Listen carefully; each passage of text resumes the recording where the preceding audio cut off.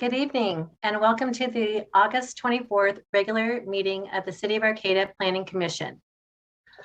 We are holding this meeting as a webinar in response to local efforts to reduce the spread of the COVID-19 virus. If you wish to make a public comment during the meeting, there are two ways to do so. If you join the webinar on a computer or similar device, click the raise hand icon when the commission is discussing the agenda item on which you would like to speak. When it is time for public comment on that item, the clerk will unmute you. You will have 2 minutes to comment. If you did not log on the webinar, you may still join the meeting by phone. Call the number at the bottom of the screen, enter the meeting ID also at the bottom of the screen, press *9 on your phone when the commission is discussing the agenda item on which you would like to speak. Dialing *9 will let the clerk know that you would like to speak. When it is time for public comment on that item, the clerk will unmute you. You will hear a prompt that will indicate your phone is unmuted. You will have 2 minutes to comment. This meeting is now officially called to order. Can we have a roll call, please, Director Loya? Yeah, absolutely. In honor of previous Chair Tagney's first meeting in the bullpen here, we'll start with you, Commissioner Tagney. Thank you. I'm here. Commissioner Barstow? Here. Commissioner White? Here. Commissioner Davies? Here. Commissioner Figueroa? Here. And Chair Besaid-Elcock? Here. And Vice Chair Mayor is not in attendance tonight. And at the staff table, we have David Loya, Director of Community Development, and Joe Matier, Senior Planner. And I think that's all the staff we have this time. Yeah, okay, so let's move to oral communication. This time is provided for people to address the commission or submit written communications on matters that are not on the agenda. At the conclusion of all oral and written communications, the commission may respond to statements. Any request that requires commission actions will be set by the commission for a future agenda or referred to staff. Is there anyone with any oral communication from the public? No? Okay. Consent calendar. The only item we have on the consent calendar are the minutes from August 10th. Does anyone need to pull that item, or can we get a motion to approve the consent calendar? I'll make a motion to approve that consent calendar. And I'll second it. Okay, we have a first by Commissioner Davies and a second by Commissioner Tagney. Can we get a roll call, please? Yeah, Commissioner Tagney? Aye. Commissioner White? Aye. Commissioner Barstow? Aye. Commissioner Davies? Aye. Commissioner Figueroa? Aye. And Chair Besaid-Elcock? Aye. Okay, all approved. So we have one public item to consider. Approval of a use permit for Heart of the Humboldt, a cannabis retailer at 1507 G Street in Arcata. So before we open this up to public hearing, do commissioners have any ex parte communications to disclose regarding this? Okay, I'm gonna take that as a no. So can we get a staff report, please? Yes, can I have the PowerPoint presentation, please? Good evening, my name is Joe Matier, Senior Planner with the City of Arcata Community Development Department. I am the assigned planner for the project, and before you this evening is a use permit to operate a commercial cannabis retail business at 1507 G Street in Arcata. Next slide, please. Staff recommends that the Planning Commission approve this project by adopting the action you'll find as Attachment A. In that action, there's the findings of approval as Exhibit 1 and the conditions of approval as Exhibit 2. The findings of approval do include a California Environmental Quality Act exemption for existing facilities, and that exhibit explains that exemption. Next slide, please. The project is located on the northwest corner of 15th and G Street. G Street is a commercial corridor from the downtown area into Northtown. Many of those structures originally were homes, but years ago the city created a general commercial corridor there. This site does have multiple uses on it. I could have the next slide, please. There are 3 different buildings that have multiple residential and retail uses there. The project is located in one of the original buildings on this site that has had some significant renovations in the past. There's a second floor to it that does have some residential and retail or commercial use on the upstairs of that. And next slide, please. We'll just move on to the next one. Here's the site plan. We have the different structure there. The use is going to be on the first floor of the 1507 section. It's about 1,500 square feet. This is the 9th application. The city council the planning commission has approved 8 of them. 7 of them are operational, and this would become the 9th use permit approved and the 8th operational once they become operational.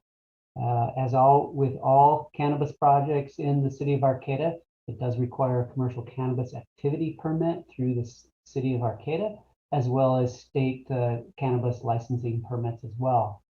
The project itself doesn't have any really exterior alterations to the building, so that will remain as is. There are some minor improvements on the interior, mainly bringing in retail commercial space to it.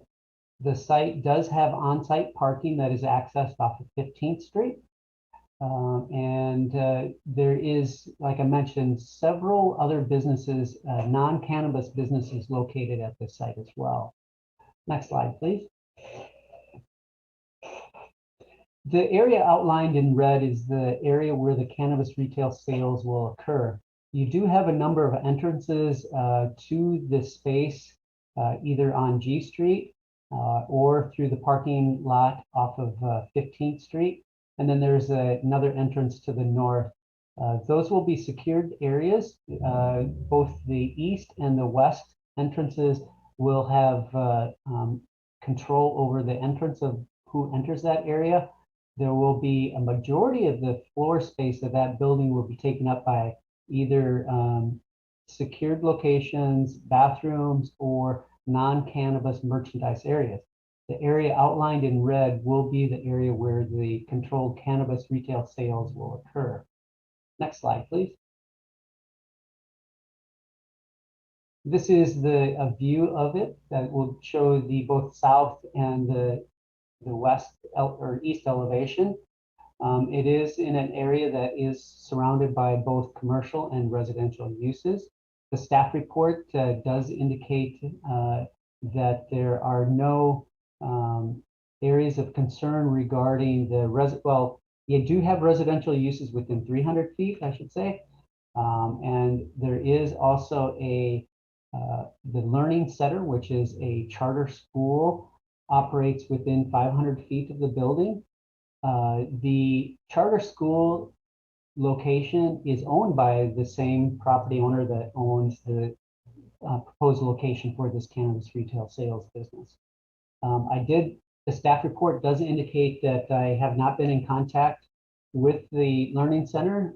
The Learning Center did touch bases with me, and they were invited to the meeting. I did pass along the staff report and the agenda, but they did not have any concerns about the location of a cannabis retail operation at this location here. The findings of approval does go through all the different aspects of the use permit. Staff does recommend that we do approve this project. We have not received any public testimony that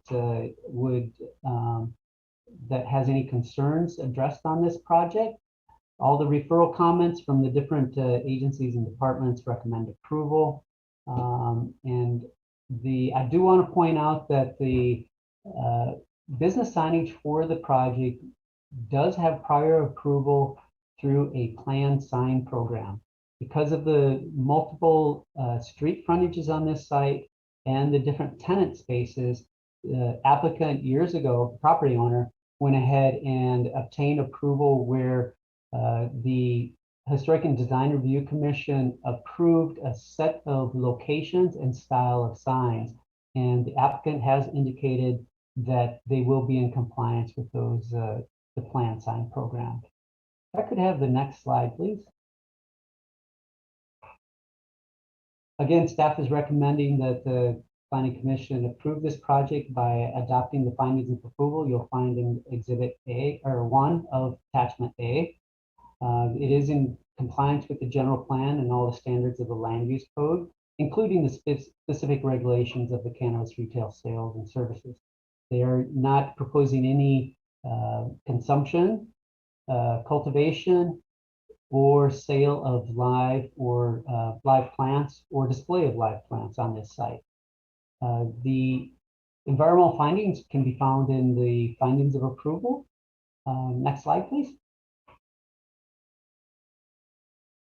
And here's again the recap of the action that the staff is asking the Planning Commission to approve, includes the findings and conditions of approval. I am aware that the applicant is present and they may have some questions or presentation for the Planning Commission. I'd be happy to answer any questions that the Planning Commission may have. That's all I have for you tonight. Thank you. Thank you. Do the commissioners have any questions for staff regarding this? Yeah, Joe, I just had a quick question about whether there was a cap from the city's perspective on the number of cannabis retail locations and whether we're getting close to that. Yes, the City Council adopted zoning regulations that places the cap for cannabis retail sales and services to 15. And within those standards, they did identify that the neighborhood commercial mixed use centers can have 1 per location. So far, we don't have any of those like the Sunnybray Commercial Center, Westwood Market, and those locations. They also put a prohibition on cannabis retail sales in the plaza area. Right now, we have the Planning Commission has approved 8 use permits. 7 of them are operational. 1 of them was approved as a medical marijuana dispensary through the use permit approval for the Cooper building on Samoa Boulevard.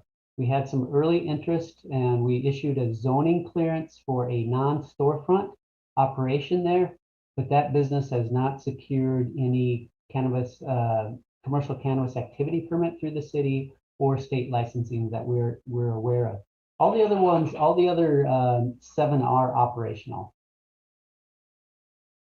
Great, thank you.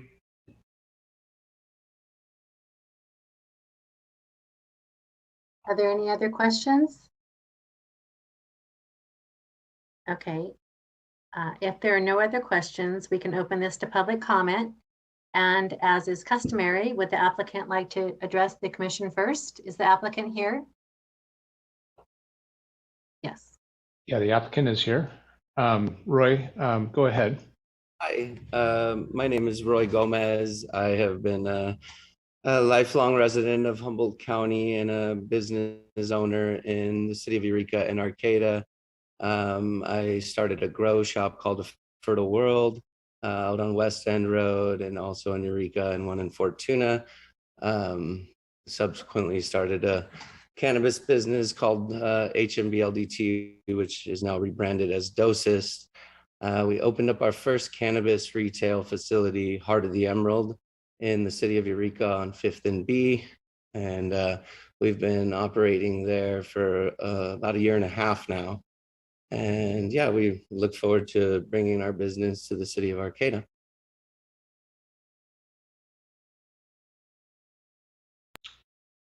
There are no other public members in attendance, so there's no other public comment. I don't know if any commissioners have questions of the applicant.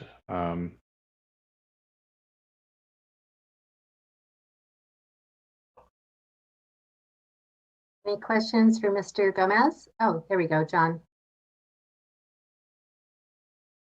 A couple questions, nothing big. The operating plan says that people won't be able to access the cannabis sales area without being approved. But from just perusing the floor plan, I don't see how it will be controlled. So I was just wondering, what is the plan for vetting people who want to come in and buy cannabis? Sure. So we plan on using the entrance that I guess that's 15th Street right there, right? 15th and G. Yeah. So the one that's on 15th Street, that will be the main entrance, The parking lot. the parking lot entrance. And as you could see, the red line actually is where the retail counter and all the product will be behind there. And as you can see, there's a vault that's attached that's also red lined. So there will be an employee only sign with a barrier that actually extends from that counter that's kind of closer to the end. There it is. Yeah, thank you. So that will prevent employees. We will have obviously a certified security on site, which is required, I think, by state with a guard card. So we will maintain that area behind the counter and in the vault as employees only, and that will be how we where we store a majority of the product. Obviously, will be stored in the vault, and we'll only have what we feel is needed for behind the counter, which will also be locked up. And so this is Steve Liu. I'm a consultant for the applicant, and the way it's set up in their Eureka facility is the main entrance, which is the parking lot entrance. That is the accessible entrance. There's accessible parking and an accessible path travel from the right of way to the facilities. There will be a little check-in counter. There's like a little, it's not like a permanent fixture, but it's like a little pedestal or podium. There's someone there that's checking IDs. There's a little scanner that anyone that purchases product, it's just the requirement of state code. They get their ID checked. It's scanned. It's saved in a database. All transactions are recorded, and you have to be 21 to enter. And so you basically present. They're carded before they come into the shop, basically. Okay, that answers my question. So there will be someone at the entrance checking folks who come in to make sure they're authorized to purchase. I was a little confused because the application talked about having other merchandise there, and I got the impression that people could come in and look at the other merchandise without being authorized to purchase cannabis also. So from what you're saying, you would have to be over 21 and screened in order to get in at all. Correct. And by the BCC's regulations, we're only allowed to sell cannabis and cannabis accessories. So no other merchandise will be sold other than cannabis, which our POS system is Indica Online, and they actually record all transactions as well as store all of the identification for people coming in to purchase as well. And they also set parameters and limits for how much is actually allowed to be purchased on a daily basis. And so, yeah, they essentially, all of the activity is recorded there, and we have somebody at the door checking all that. And to be clear, the other product, the other merchandise that's being sold is cannabis or smoking accessories. So they would be rolling papers, lighters, smoking pipes, different branded products and things like that are associated with the operation. Okay, my other question concerns the windows on the south side of the building. What are your plans for the windows? So we did submit a kind of a mock-up drawing of what that would look, and essentially it'll be a window artwork decal of sort that doesn't have any advertisement. There may be some small amounts that fit within the parameters of what is allowed by the major plan that's already existing from the building that the owner submitted and passed through some time ago. So essentially what we would be doing is these decals have artwork on them that allow for light to penetrate through the windows so that we still get some ambient light from the sun, but you can't necessarily really see through them without without the right kind of lighting and being able to basically put your face on there. So it will be transactions, product, and even the accessories that will be on display will all be pretty well hidden from passerbyers. So basically you'd be obscuring the windows so people can't see in without going to a lot of trouble. Correct. And also those windows present a kind of a security problem because conceivably a person could break a window, come in and snatch some of your samples. So my question, I guess, is, will you be putting your samples away, locking them up in the vault when you're closed? So there'll be nothing on display outside of that red area that will be actually cannabis samples. There may be some empty boxes and things of that nature, but as far as the product itself, everything will be locked in the vault on a nightly basis as we close and brought back out on a daily basis when we open in the morning.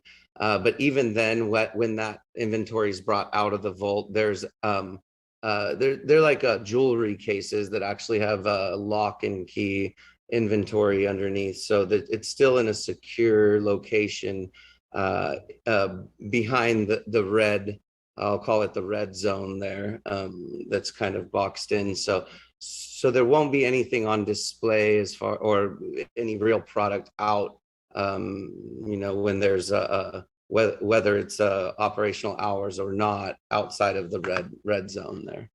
Mm-hmm. So to clarify, like, a lot of these procedures were developed in coordination with Eureka Police Department. And so they were just sort of mirroring the operation that's been secure and safe in Eureka. So that basically there's no more than one of any product like on display or out of the vault area. The vault area will have steel locking doors, all any assets, or any money would be in a fire safe. It'll all be secure and locked away, and that'll be the most secure room in the facility. And there will be the standard, door alarms, window alarms, motion sensors. So there will be monitored security, protecting the area. And it's on a relatively well-traveled common path. So the goal of most of these procedures is to not create a crime of opportunity with something like a smash and grab, and also just with the different vaults and locking, we're trying to buy the response time, and we're pretty close to town. So. I think I would add to the decals that the film that's on the windows is a 2 mil film, and typically if you were to buy a type of film to protect from the shattering of the window, which they do sell security decals that are just clear for that purpose, so that it takes quite a bit to break through a window. Those are typically 3 to 5 mils. So we're about a mil under the value for security, which still makes it pretty difficult for someone to smash through, because the decal really holds the window together and makes it a lot more difficult for someone to just break through. So those window decals work as privacy, but also do add some security value. Yeah, it sounds like you have this all thought out. And how about the entrance there on G Street? Is that going to be a locked door? A one-way door, we do plan on using that door as just an exit. One of the things we're trying to prevent with COVID, we did this also in our retail location, is tried to prevent as much cross traffic as possible. So we also restricted, when we were restricted with capacity, we were only allowing a certain amount of people in, based on what was allowed with our square footage and the capacity that we have existing at our Eureka location. So one of the things that we've decided to do is make the entrance through the parking lot entrance, and then have a exit only scenario that goes out towards G Street. Thank you. You're welcome. Thank you.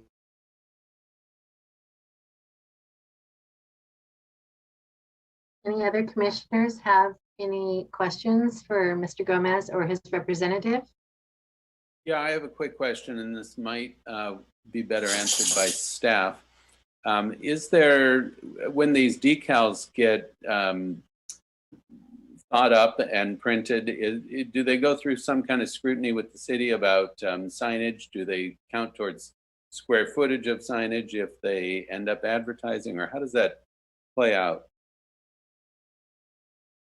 In this particular case, the applicants did submit some visuals for that. And when we were under discussion with them, they exceeded the allowable sign area and did not meet the requirements of the planned sign program. So they scaled that back. The decals, there's 3 windows there. And the decals that they had, one had their logo or their name, and it was pretty large. The other ones were redwood scenes, ocean scenes, things of the North Coast, and they're very, very kind of artistic drawings of those renderings. We don't review any murals or any decals, window decals like that.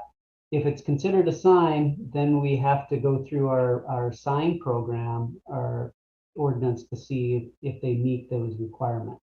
So in this case, if they are going to put something up that is considered a sign, then they would have to meet the planned sign program or get sign approval.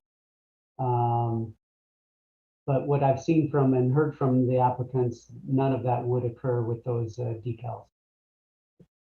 Thank you, Joe. Wanted to note that the applicant had raised her hand to maybe address that question as well. Yeah, I would like to just to state that the proposed project now was to comply with the existing master signage permit that's been approved for the site. So any proposed signage for the facility would just be in the locations that were previously approved through the design commission process.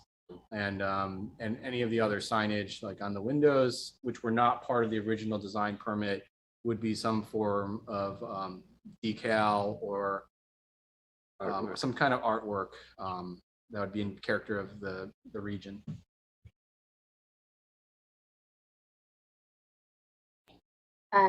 Director Loya, did we have any members of the public at all that wish to address this? No? Okay, do There we are have no any other members of the public. Do we have any further questions for the applicant? I have a question. It's a matter of, so in regards of discussing the, essentially, I guess the clientele walking through the entranceway and then using the G Street exit point for COVID purposes and so forth. Is there going to be, just looking at the, essentially just, is there going to be an opportunity for, is it all ADA compliant? Is there ramps for exit, for ingress and egress and so forth in regards of using that flow through model in regards of COVID? I was just wondering in regards to that. And if it isn't, is there going to be improvements made to to accommodate the accessibility for? So one of the things that actually that's a great question. We actually considered that as well, and we've decided that if there is a handicap person who is entering our establishment, we would make the exception of allowing them to exit out of the ADA compliant entrance, which is technically also an entrance, but just to be more considerate of people who are concerned with crossing paths with as contagious as the Delta is and COVID in general. I mean, it's not a necessity that we do this way. I just think until until things kind of hopefully go away and we don't have to be as concerned with these matters, we may change that up. But for now, this seemed to be a more respectful thing for those and considerate for those that are concerned about that. So, but if there is a handicap person, we would just guide them towards the entrance that they came in, which is a compliant entrance and exit for that matter. Okay. I was just checking in on that because it seems like your guys' foyer, where your guys' security area would be, is pretty constrained in respects to the ingress and egress. So I was just...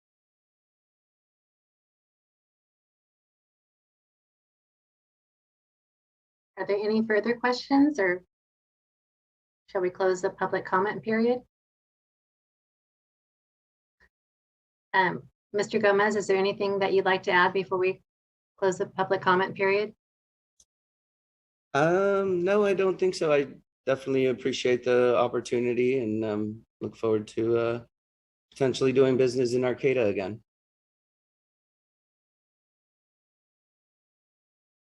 Great, thank you. Okay, well, the public comment period is now closed and it's time for commissioner deliberations. Please raise your hand if you'd like to comment, or if you have a follow-up question for staff, give an opinion, or maybe make a motion.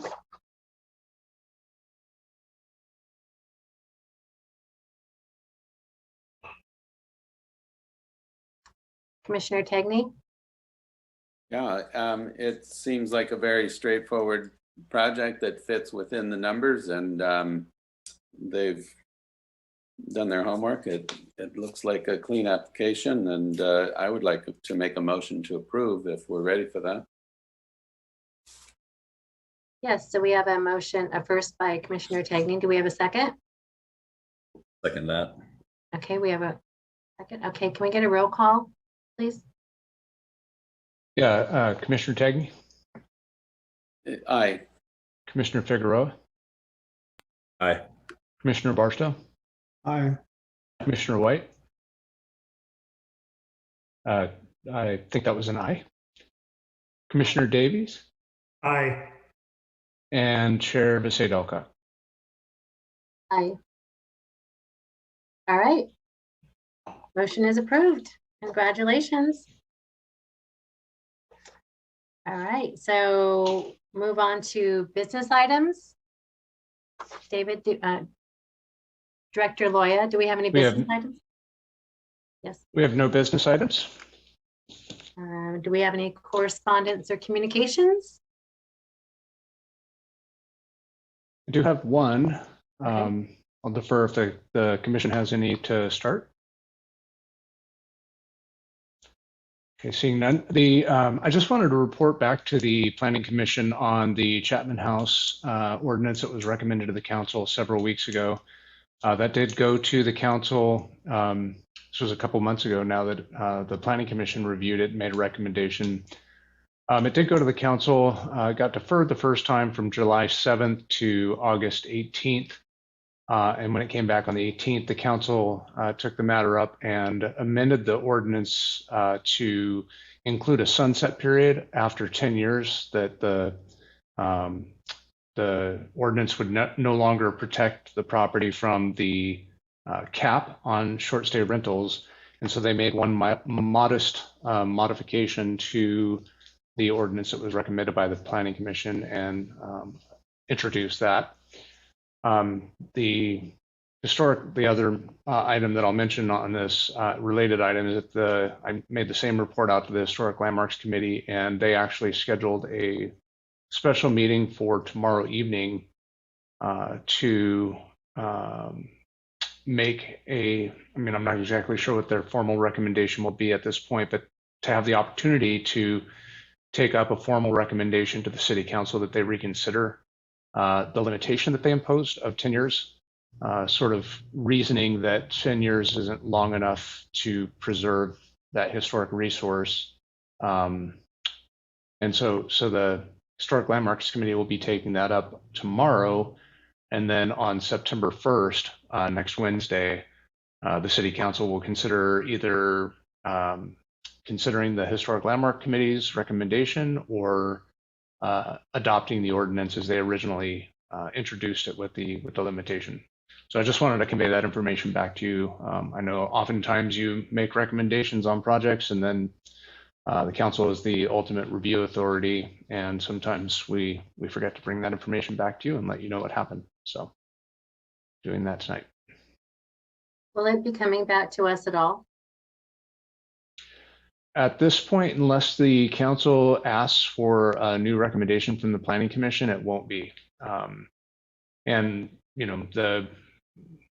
the sort of format of correspondence and communications doesn't really allow for the Planning Commission to weigh in and ask for a new, to provide any kind of new recommendation to the City Council. But that I did want to sort of relay that information to you.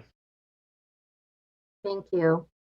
So is there any other correspondence or communication? This is your last chance before we adjourn. No? I have none. Okay. This meeting is adjourned. Thank you, everyone. Thank you. Good night.